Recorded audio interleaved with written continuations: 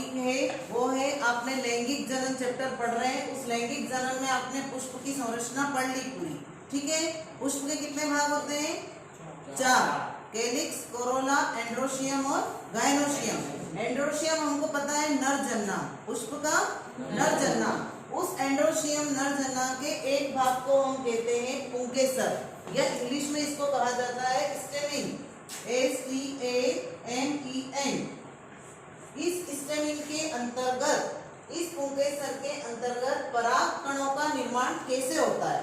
ये जो यहाँ पराग कण होते हैं, ये पराग कण कैसे बनते हैं? परागकण कैसे बनते हैं, इस क्वेश्चन को आज हम यहाँ समझेंगे।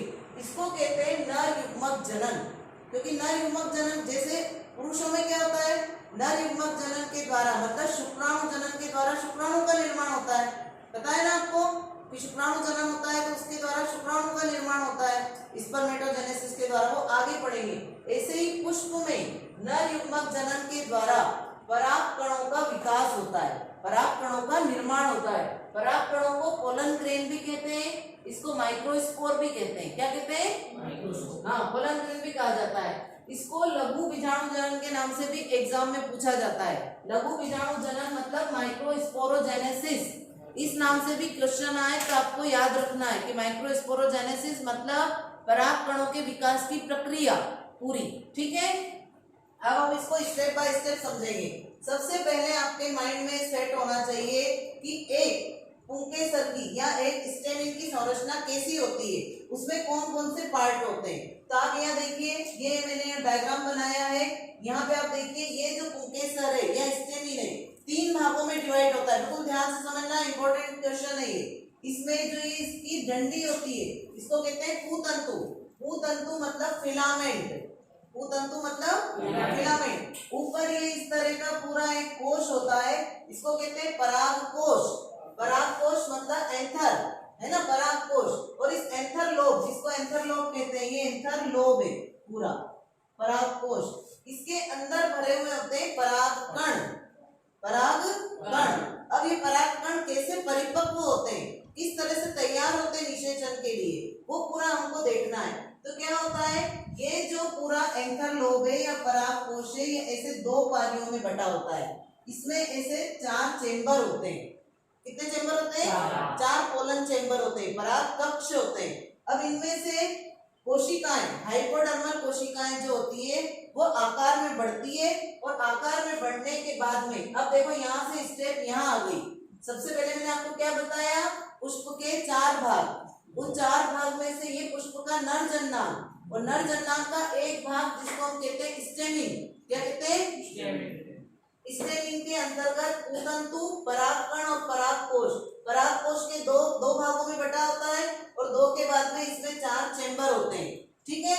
इसमें से हाइपोडर्मल कोशिकाएं जो होती है चेंबर में से, एक चेंबर में से आकार में बढ़ती है, और आकार में बढ़ के निर्माण करती है प्राथमिक आर्की स्पोरियल कोशिका।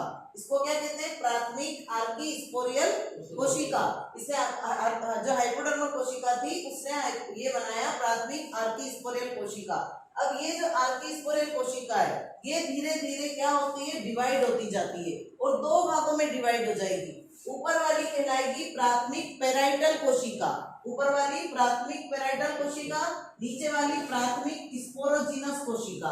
अब यहाँ पे माइंड में ये रखना कि पेराइटल का अर्थ होता है भित्ति बनाने वाली, किसी भी चीज की ऊपर की भित्ति बनाने वाली, वो पेराइटल। स्पोरोजिनस मतलब बीजाणु जनन, बीजाणु वाली कोशिकाएं जो बीजाणुओं का निर्माण करेगी, स्पोर्स का। तो अब ये 2 भागों में डिवाइड हो गई। अब ये जब 2 भागों में डिवाइड हुई तो अब क्या होगा, ये A नंबर पे, ये B नंबर की सिचुएशन, ये 3rd पोजीशन C नंबर पे क्या होगा कि ये ऊपर वाली जो थी प्राथमिक पेराइटल कोशिका, ये प्राथमिक पेराइटल कोशिका, और दूसरी थी प्राथमिक स्पोरोजिनस।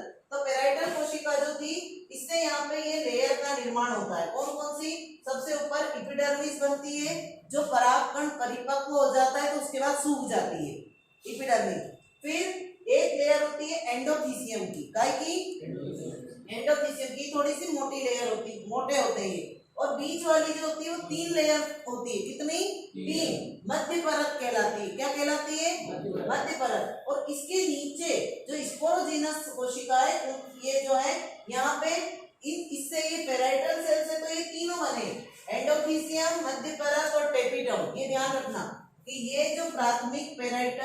कोशिका थी। इससे 3 लेयर का निर्माण हुआ, 4 इपिडर्मिस, एंडोथेलियम, मध्य परत, टेपिटम। लेकिन इपिडर्मिस बाद में क्या हो जाती है, सूख जाती है, इसलिए इसको काउंट करें नहीं करें तो भी ठीक है, पर ये तीनों मेन है।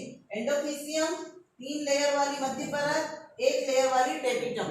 ये एंडोथेलियम 1 लेयर वाली, ये इपिडर्मिस भी 1 लेयर वाली जो बाद में सूख जाएगी परागकण बनने के बाद, परिपक्व होने के बाद। ये मध्य परत 1 2 3 लेयर से बनी हुई। और टेपिटम, टेपिटम का कार्य क्या है, ये विभिन्न प्रकार के हार्मोन्स और एंजाइम इन सबको स्त्रावित होते हैं यहाँ पे, तो उसके कारण टेपिटम क्या करती है, परागकणों का पोषण करती है।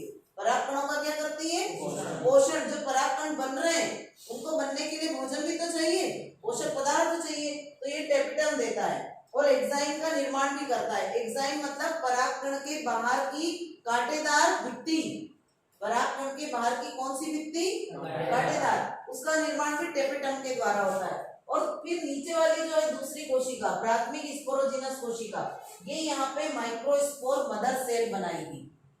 माइक्रोस्पोर मदर सेल मतलब मात्र कोशिकाएं, बीजाणु जन्म की मात्र कोशिकाएं, छोटी छोटी कोशिकाएं बनना शुरू होगी यहाँ पे, ठीक है। अब डी नंबर पे क्या होता है, यहाँ देखिए, ये माइक्रोस्पोर मदर सेल, एक मदर सेल यहाँ पे बताइए, मैंने दोनों नहीं बताइए, एक को बता रहे। अब इसमें क्या होगा, इसमें क्या होता है, अर्धसूत्री विभाजन होता है। फर्स्ट, जब पहला अर्धसूत्री विभाजन होता है तो क्या होता है, यहाँ पे अगुणित कोशिकाएं कितनी बनती है, 2। फिर दूसरा अर्धसूत्री विभाजन होता है इसमें, तो इससे बनती है 4 अगुणित कोशिकाएं। फिर उसके बाद में इसमें यहाँ पे 4 स्पोर टेट्राड बनते हैं, मतलब चतुष्टकीय, मतलब 4 वाली जो है बीजाणु बनते, कितने बनते हैं, 4 बीजाणु वाली कोशिकाएं बनती है। और फिर इनसे जो है 4 स्वतंत्र परागकण बन जाते हैं। क्या बन जाते हैं, 4 स्वतंत्र परागकण। और इनके ऊपर ये बाहर जो है भित्ति का निर्माण होने लगता है, और धीरे धीरे देखो यहाँ पे पूरे एक परिपक्व परागकण का निर्माण हो जाता है, जिसमें बाहर की लेयर कहलाती है एक्साइन, जो कि कांटेदार है। कैसी है, अंदर की चिकनी होती है, जिसको कहते हैं इंटाइन। और अंदर होता है अगुणित केंद्रक। क्या होता है, अगुणित केंद्रक। क्यों है ये अगुणित केंद्रक, क्योंकि यहाँ पे अर्धसूत्री विभाजन हुआ है और जनन की क्रिया हो रही है।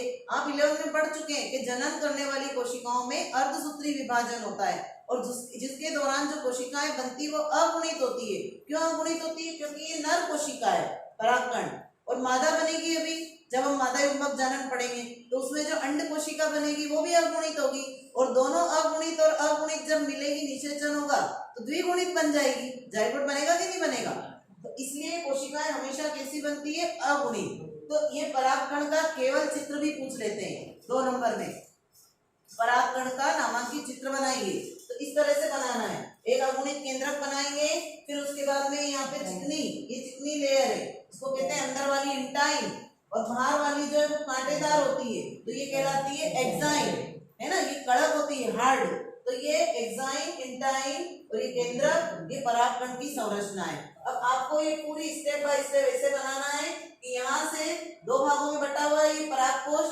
फिर इसमें 4 चैम्बर होते हैं। एक जो है इसमें से हाइपोडर्मल कोशिका आकार में बढ़ती है, इसकी हाइपोडर्मिस, और फिर वो बनाती है प्राथमिक आर्कोस्पोरियल कोशिका।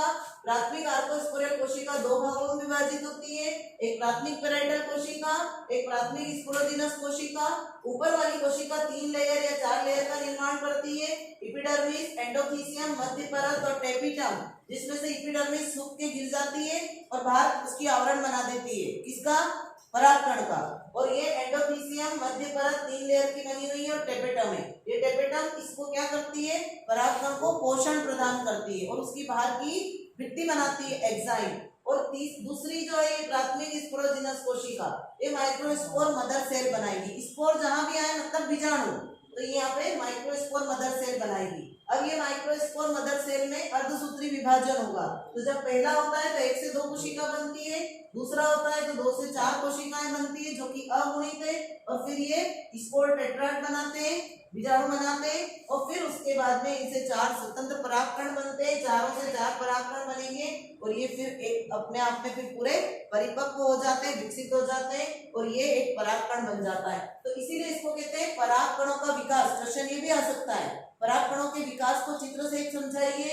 ये आ सकता है नर युग्मक जनन से, आप क्या समझते हैं, यह आ सकता है लघु बीजाणु जनन से, आप क्या समझते हैं, क्योंकि इसको लघु बीजाणु भी कहते हैं परागकण को, या फिर माइक्रोस्पोरोजेनेसिस। तो किसी भी तरीके से इस क्वेश्चन को पूछे तो आपको तैयार करना है। ओके।